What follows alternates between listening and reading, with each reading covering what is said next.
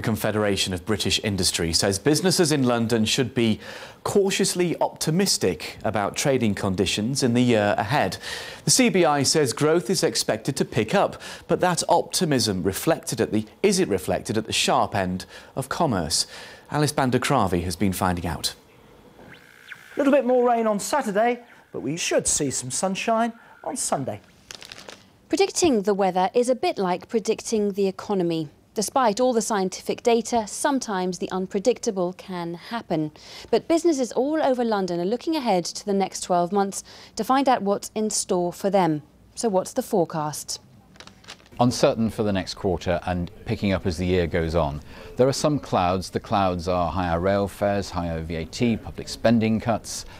But there are some potential sunny spells as well, and these are things like areas of professional services that London's very strong in. Things like management consultancy are booming at the moment, and parts of law and accountancy are also recovering. You've got power and data coming underneath, so anybody sitting there can plug in their laptop. And business seems to be booming too for this construction company after 2 very tough years.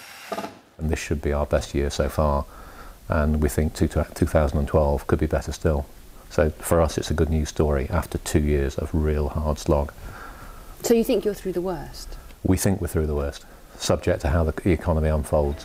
For the business organisation, the CBI, the economic climate in London is likely to get a little bit milder. The overall picture for 2011 is one of what we would describe as cautious optimism. Now, in the first few months, there are some headwinds, particularly the increase in VAT, and inflation is still running above the Bank of England's target, which is clearly going to bite on consumer spending. But then over the rest of the year, we expect to see growth pick up to a more solid level.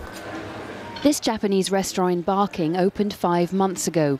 Business has been harder than expected, and the owner's lowered his forecast numbers by 20%.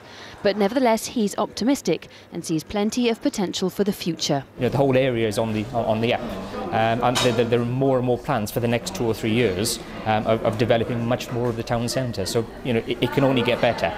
But if the economic forecasters are to be believed, the first 3 months may well see it get worse for London businesses, and then the sun should come out. Alice Bandakravi, BBC London News. Sport now with Mark Bright, and we have a